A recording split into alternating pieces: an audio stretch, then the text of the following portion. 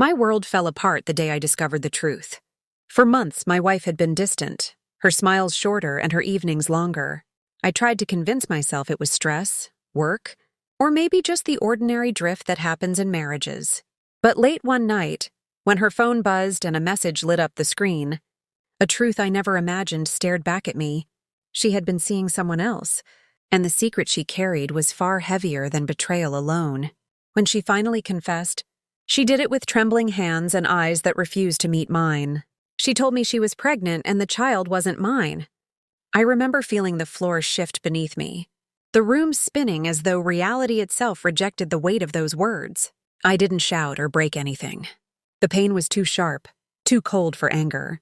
Instead, I just sat there, trying to understand how the person I loved most could lie so deeply. As the months passed, we lived like strangers, sharing the same roof. I accompanied her to some of the doctor's appointments, not out of love, but out of a fading sense of responsibility. The nurses assumed I was the father, smiling warmly and handing me forms to sign. Each time, I pushed the papers back and shook my head. I wasn't going to claim a child that wasn't mine.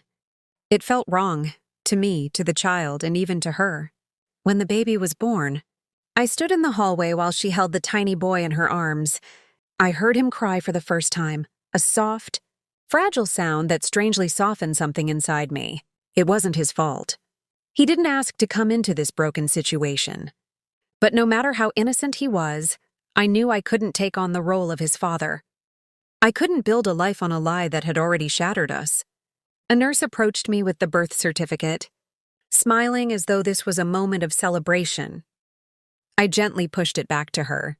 "I can't sign that," I said quietly. She looked confused, then sympathetic, but she didn't ask questions.